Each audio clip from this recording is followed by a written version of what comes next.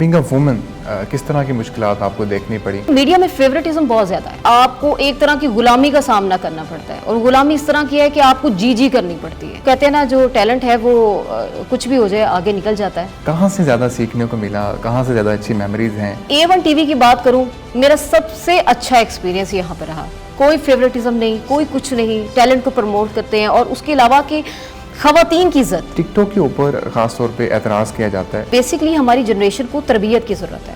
अगर आप एक ऐप बंद कर देंगे तो क्या हमारी जनरेशन सही हो जाएगी? ऐसी कोई बात नहीं है कि फहाशी का एलिमेंट सिर्फ एक ऐप हो सकती है। फहाशी आपको कहीं भी मिल सकती है, उसके लिए किसी ऐप को आना ज़रूरी नहीं। जो खवातीन एंकर बनना चाह रही हैं, आप अपने एक्सपीरियंस को देखते हुए इन्हें क्या सलाह देंगे? जब आप सीख लेते हैं ना, जब आप किसी जगह की मजबूरी बन जाते हैं तो फिर आपको खुद ब खुद ही आगे स्टेप मिलना शुरू हो जाते हैं।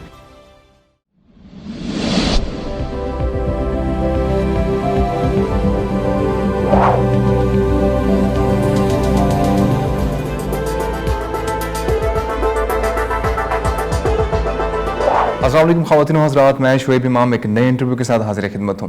दोस्तों, आज हमारे साथ महक अब्बास मौजूद हैं, जो कि पिछले 5 सालों से मीडिया पर काम कर रही हैं, मॉडलिंग कर रही हैं और इसके साथ साथ टिकटॉक पर भी अपना अकाउंट रखती हैं और 1.1 मिलियन फॉलोअर्स रखती हैं।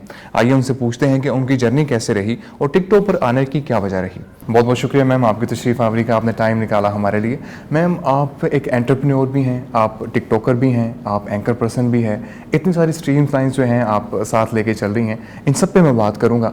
मगर मैं शुरुआत लेना चाहूँगा आपकी स्टोरी से कि आपने कहा कि आप पढ़ भी रही थी, तालीम भी हासिल करी थी, आपने एमफिल उर्दू भी किया है और उसके साथ साथ आपने अपने प्रोफेशनल करियर का आगाज़ भी कर दिया था और आपने कहा कि इस दौरान काफ़ी मुश्किलात का सामना करना पड़ा। कैसे रही ये स्टोरी, ये जर्नी कैसी रही आपकी?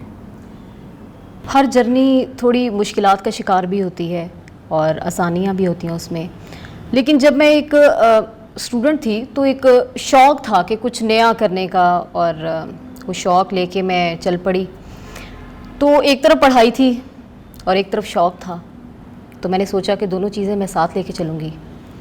तो ये सफ़र शुरू हुआ जब मैं BS ऑनर कर रही थी।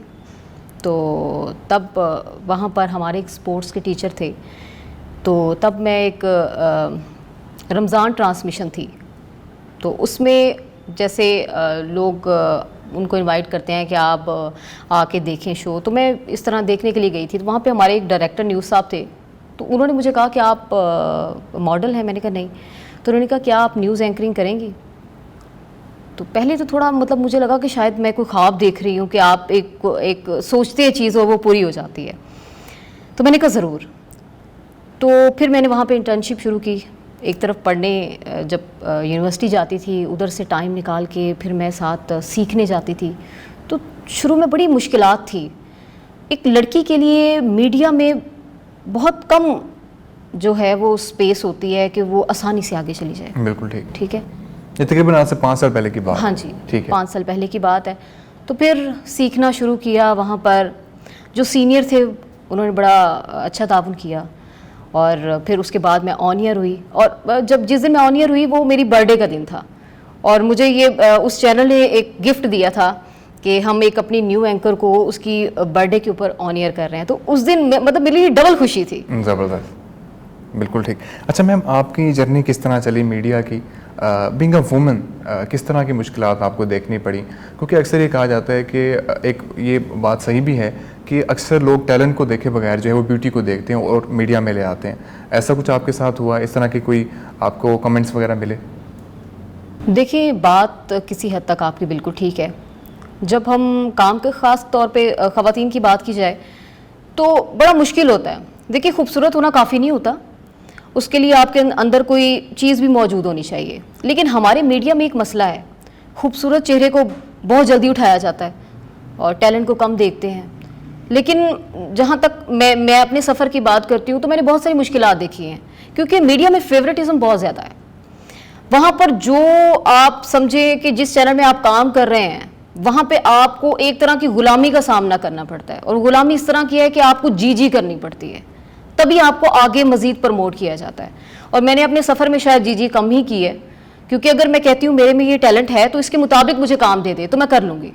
तो ख़वातीन बड़ी बहुत ज़्यादा मुश्किलात का शिकार भी होती हैं, लेकिन वो कहते हैं ना जो टैलेंट है वो कुछ भी हो जाए आगे निकल जाता है, तो वही बात है फिर। बिल्कुल ठीक। मैम आपने चैनल 5 में काम किया, सिटी 42 में काम किया, 7 न्यूज़ में काम किया और अभी आप A1 TV लंदन के साथ काम कर रही हैं। कहाँ से ज़्यादा सीखने को मिला, कहाँ से ज़्यादा अच्छी मेमोरीज़ हैं, किस तरह मतलब आप देखती हैं मुख्तलिफ़ जगह मुख्तलिफ़ इन्वायरमेंट को?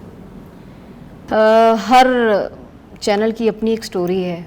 वो कहते हैं ना कि ज़िंदगी में जो छोटे छोटे पहलू होते हैं वो अपनी मिसाल आप होते हैं। तो जितने चैनल में काम किया, चैनल 5 में काम किया, वहाँ पे बड़ा प्यार मिला, वहाँ पे भी छोटी छोटी वहाँ पे मैं मुझ में थोड़ा सा एक एलिमेंट था कि मैं ज़रा जोशीली और डट जाने वाली ज़्यादा थी। तो चैनल 5 में एक बार ऐसा हुआ कि वहाँ पे कुछ एक हादसा ऐसा हुआ कि किसी ने उस पर आवाज़ नहीं उठाई और मैंने उस पर अपने MD को ख़त लिख दिया कि अगर जहाँ पर एक खातून की इज़्ज़त नहीं तो हमें भी रहने का कोई हक़ नहीं है। बिल्कुल। तो मेरी इस बात को आज भी याद किया जाता है। उसके बाद फिर मैंने एक और चैनल 7 न्यूज़ में काम किया, उसमें भी बस थोड़ा टिकटॉक का शौक़ था, उस पर थोड़ी सी ज़रा मुश्किलात हुई मुझे, क्योंकि वहाँ पे बैन कर दिया गया कि वो वीडियो नहीं बनाएगा। आपको पता है जेलसी फैक्टर तो हर जगह है। और उसके बाद सिटी 42 में काम किया जाए तो वो भी मेरा सफ़र अच्छा रहा, लेकिन मैं ज़रा सीधी बात और सच्चाई वाली बात मुंह पे बोल देती हूँ, फेवरेटिज़म बहुत ज़्यादा है, जहाँ पर है वहाँ पे है। लेकिन A1 TV की बात करूँ, मेरा सबसे अच्छा एक्सपीरियंस यहाँ पर रहा। कोई फेवरेटिज़म नहीं, कोई कुछ नहीं, टैलेंट को प्रमोट करते हैं और उसके अलावा कि ख़वातीन की इज़्ज़त। मैंने देखा कि यहाँ के लोगों में कोई इस तरह की बात नहीं है कि ख़वातीन को कोई ऐसी बात की जाए कि वो अपनी ज़ात में एक कमी महसूस करें, ऐसी कोई बात नहीं थी। सबसे अच्छा इदारा A1 TV रहा। अच्छा मैम, A1 TV के लिए आप क्या खिदमात दे रही हैं और योनरा क्या है जो आप प्रोग्राम्स कर रही हैं, उनका योनरा क्या है? देखिए यहाँ पे मैं न्यूज़ एंकर भी हूँ और डिफरेंट जो शो हैं वो भी साथ साथ कर रही हूँ, सियासी शो भी हैं और उसके अलावा बिज़नेस पॉइंट के हवाले से कुछ शो कर रही हूँ। तो सारी चीज़ें एक तरह के साथ लेके चल रही हूँ सीखने के लिए। ज़ाहिर है जो हमारे ओवरसीज़ जो पाकिस्तानी हैं उनको बहुत सारी मुश्किलात का सामना है। हमारे बहुत सारे ऐसे शोज़ होते हैं जिनमें हम बताते हैं बिज़नेस के हवाले से जो ओवरसीज़ पाकिस्तानी हैं, पाकिस्तान में जो बिज़नेस करना चाहते हैं, जिनको नहीं पता वो अपनी रकम को कहाँ इन्वेस्ट करें, तो हम उनको बताते हैं कि आप प्रॉपर्टी में करें या किसी और चीज़ में करें। तो इस तरह की बहुत सारी चीज़ें वहाँ पर मैं कर रही हूँ। बिल्कुल ठीक।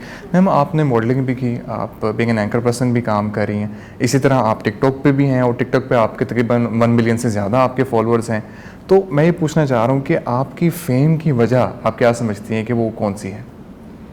देखिए मैं आपको मज़े की बात बताऊं कि मैं जब मैंने टिकटॉक इंस्टॉल किया तो मुझे कोई आइडिया नहीं था, मतलब मैंने एज अ फ़न उसको लिया, वीडियो बनाती रही। मतलब वहाँ पे मैं फ़नी वीडियो ज़्यादा, क्योंकि जब आप न्यूज़ में होते हैं ना तो आप एक मेंटली फ्रस्ट्रेशन का शिकार हो जाते हैं। मतलब आपको लगता है कि दुनिया में, क्योंकि देखिए हमने हर तरह की न्यूज़ देनी है, खून खराबे वाली भी देनी है, अच्छी भी देनी है। तो जो ऐसी चीज़ें थी, जब घर आता इंसान पता नहीं वो सारी चीज़ें रात को ऐसे लगता था वो जहन में घूम रही थी। तो जब मैंने टिकटॉक किया, वो फ़न का इतना मज़े का ज़रिया था, मैं आपको बता नहीं सकती कि मैं न्यूज़ करने के बाद जब मैं टिकटॉक यूज़ करती थी तो मैं बिल्कुल फ्रेश हो जाती थी। और जिस दिन मैं मतलब बहुत ज़्यादा डिप्रेस होती थी तो मेरे घर वाले मुझे खुद कह रहे होते थे कि भाई आज तुमने टिकटॉक नहीं बनानी। तो इतना मज़े का लगता था ना कि मतलब जिस दिन स्किप हो, मेरी मदर मुझे खुद कहती है, वो कहती हैं कि बेटा ज़रा फ्रेश, अगर तुम समझती हो कि तुम उससे फ्रेश हो जाती हो। देखिए इंसानी जहन एक मशीन है, मशीन को हमेशा वो कहते हैं ना जब तेल देते रहे तो वो सही रहता है। ये हमारे लिए जो फ़न का ज़रिया है ना, ये हमारे जहन को रिलैक्स करने के लिए। अच्छा मैम, ये टिकटॉक के ऊपर ख़ास तौर पे एतराज़ किया जाता है कि ये यहाँ पे जो है यंगस्टर्स जो है नॉन सीरियस किस्म का कंटेंट प्रोड्यूस कर रहे हैं और ये प्रोडक्टिव नहीं है, और मतलब यंगस्टर्स को जो है जो टैलेंट देना चाहिए, जो तालीम देनी चाहिए, ये बिल्कुल उससे डिस्ट्रैक्ट कर रहा है उनको। आप क्या समझती हैं इस ओपिनियन को? देखिए मैं तो बिल्कुल डिसएग्री करूँगी इस बात से। देखिए किसी ऐप का कसूर थोड़ी है। अगर तरबियत में कमी है, अगर आप कहें हमारे पास मोबाइल है, हमारे पास लैपटॉप है, उसके मनफी इस्तेमाल भी हैं, उसके मस्बत भी हैं, ये तो इंसान पे डिपेंड करता है ना। अगर आप कहें कि इस ऐप ने ही बच्चों को ख़राब कर दिया है तो ये तो बिल्कुल नॉन सीरियस बात हो गई ना। हमें बेसिकली हमारी जनरेशन को तरबियत की ज़रूरत है। अगर आप एक ऐप बंद कर देंगे तो क्या हमारी जनरेशन सही हो जाएगी? ऐसा बिल्कुल नहीं है। हमें अपने बच्चों को एजुकेट करना है। हमने अपने वालिदैन जो है ना, अब वो अपनी जिम्मेदारियों से पीछे हट गए। उन्हें लगता है कि बच्चों की सिर्फ ज़रूरियात पूरी कर देने से बच्चों की ज़िंदगी अच्छी हो जाएगी, लेकिन ऐसा बिल्कुल नहीं है। जब तक आप अपने बच्चों की तरबियत पे फोकस नहीं करेंगे, आपका कमाना कोई मायने नहीं रखता। आप अपनी ज़िंदगी में कामयाबी देखिए, माँ बाप की जो असल जायदाद है वो उनके बच्चे होते हैं। अगर बच्चों की तरबियत ही ठीक नहीं है तो आपने उस दौलत का क्या करना है? उस दौलत का कोई फ़ायदा नहीं है जिसमें आपके बच्चे बिगड़ जाएं। आप अपने बच्चों को टाइम ही नहीं दे सकते। तो जहाँ तक बात थी टिकटॉक की, तो यूट्यूबर और टिकटॉकर्स के दरमियान भी क्लैश चल रहा था, आपको पता है। तो ऐसी कोई बात नहीं है कि फहाशी का एलिमेंट सिर्फ एक ऐप हो सकती है। फहाशी आपको कहीं भी मिल सकती है, उसके लिए किसी ऐप का आना ज़रूरी नहीं है। ठीक है। अच्छा मैम, आप मीडिया में काम कर रही हैं इतने अरसे से, क्या ये पॉसिबल होता है कि मीडिया से बंदा इतना कमा ले कि उसका सर्कल बड़े अच्छे तरीके से चल जाए? क्योंकि आपने मीडिया के साथ काम करते हुए अपना वेंचर भी स्टार्ट किया, अपना आपका एक पॉलर भी है, तो उसकी क्या ज़रूरत पेश आई? आप कुछ बता भी नहीं थी जब हम ऑफ द कैमरा। देखिए, मीडिया में कोई पैसा नहीं है। अगर लोग कहते हैं ना मीडिया से हम बहुत ज़्यादा कमा लेते हैं, तो कोई ख़ास आप कमाई नहीं कर सकते। आपको अपना कोई छोटा मोटा बिजनेस लाजमी करना चाहिए। मेरे सामने बहुत सारी ऐसी मिसालें हैं, बहुत सारे ऐसे हमारे कोलीग हैं जो चैनल में काम करते हुए एकदम से चैनल बंद हो गए और वो बेरोज़गार हो गए, उनके पास कोई ज़रिया माश बिल्कुल नहीं है। तो बहुत ज़रूरी, फिर मैंने मतलब छोटी उम्र में लोग कहते हैं कि जब मैं बीएस में थी तो तब मैंने ये शौक़ मेरे अंदर पैदा हुआ था कि मैं अपने साथ एक बिज़नेस वूमन भी अपने खुद को बनाऊं और साथ में अपनी स्टडी भी लेके चलूं, और साथ मैंने अपना एमफिल कंप्लीट किया अपनी जॉब के साथ साथ। फिर मैं एक बिज़नेस वूमन भी बनी। फिर मैंने सोचा कि मैं इन्वेस्ट करूंगी और मैंने एक पॉलर अपने कज़न के साथ शुरू किया। मैंने उसमें पार्टनरशिप की और अल्हम्दुलिल्लाह मुझे उससे अच्छी खासी रकम आ जाती है कि अगर मुझे मीडिया से कुछ इतना ख़ास नहीं आता तो मुझे वहाँ से आ जाता है, मेरी ज़रूरियात पूरी हो जाती हैं। तो बहुत ज़रूरी हो गया आजकल के दौर में। आप सिर्फ जॉब पे गुजारा नहीं कर सकते, उसके लिए आपका बिजनेस चाहे छोटा मोटा हो, ज़रूरी नहीं उसके लिए आप कोई बहुत बड़े बिजनेसमैन हो। आपके लिए एक छोटा, वो कहते हैं ना, एक ढाबा भी बड़ी चीज़ होती है जिससे आपको 10 रुपये भी आ रहे हो। ठीक है, तो बहुत ज़रूरी है जॉब के साथ साथ। टिकटॉक भी सोर्स ऑफ इनकम है? देखिए, सोर्स ऑफ फेम है। देखिए, जो अदाकाराएँ हैं वो ड्रामों में काम करती हैं, तो वो किस लिए करती हैं? क्योंकि उनको लोग जाने, उनके बाद उनको अगला प्रोजेक्ट मिलता है। जब आप टिकटॉक से आपको फेम मिल जाता है तो आप यूट्यूब पे जाते हैं। जितने भी टिकटॉकर्स हैं वो यूट्यूब का लिंक देते हैं। ठीक है, तो वहाँ पर ऑब्वियसली यूट्यूब से उनको पैसे मिलते हैं, इंस्टाग्राम से मिलते हैं उनको पैसे। तो ऑब्वियसली फेम के बाद जिनके मिलियंस बिलियंस वहाँ पे फैंस हैं, वो अपने यूट्यूब चैनल बनाते हैं, वहाँ से वो लाखों रुपया कमा रहे हैं, उनको एड्स मिलते हैं, वो एड्स में काम करते हैं। टिकटॉक पे तो स्पॉन्सरशिप मिलती है, उधर से भी लोग कमा रहे हैं। आपका एक्सपीरियंस नहीं हुआ इस हवाले? नहीं, मेरा इस हवाले से कोई एक्सपीरियंस नहीं हुआ, क्योंकि मैंने पहले तो इतना इसको सीरियसली लिया नहीं था। मैंने आपको बताया मैंने फ़न का ज़रिया इसको लिया। बिल्कुल ठीक, मैं समझ गया। अच्छा, जो ख़वातीन मैम एंटरप्रेन्योरशिप की तरफ आना चाह रही हैं, क्योंकि आप अपना पार्लर चला रही हैं और ये ऐसा काम है जो मतलब ख़वातीन घर पे रहते हुए भी कर सकती हैं, आप उन्हें क्या मशवरा देंगी? देखिए, अब तो इतना हमारा वो कहते हैं ऑनलाइन बिजनेस बहुत ज़्यादा इन है।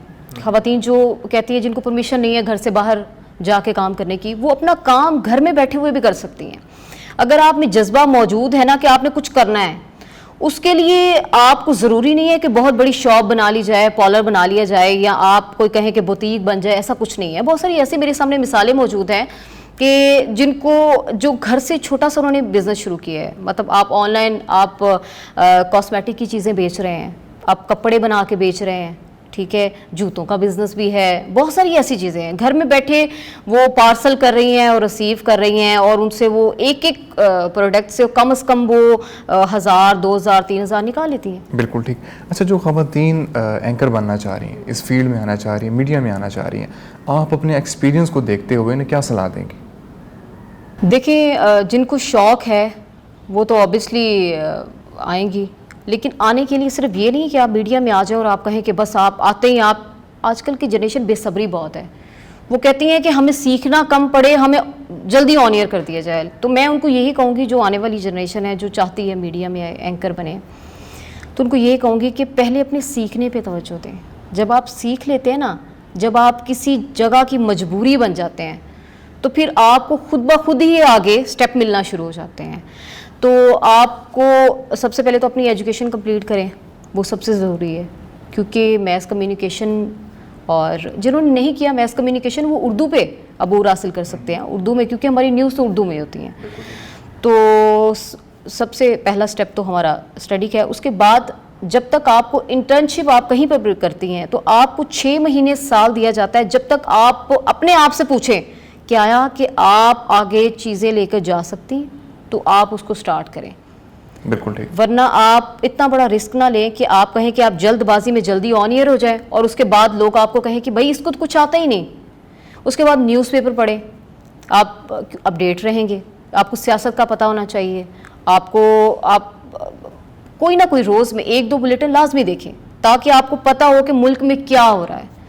तो ये चीज़ें कुछ ज़रूरी हैं, वो उनको सीख लेनी चाहिए। बिल्कुल ठीक। बहुत बहुत शुक्रिया मैम आपकी तशरीफ़ आवरी का, आपने टाइम निकाला हमारे लिए। मैं उम्मीद करता हूँ हमारे नाजरीन जो मीडिया के बारे में कुछ जानना चाहते थे उन सबके लिए इंटरव्यू इंतहाई मुफीद साबित हुआ होगा। इंटरव्यू देखने का बहुत बहुत शुक्रिया।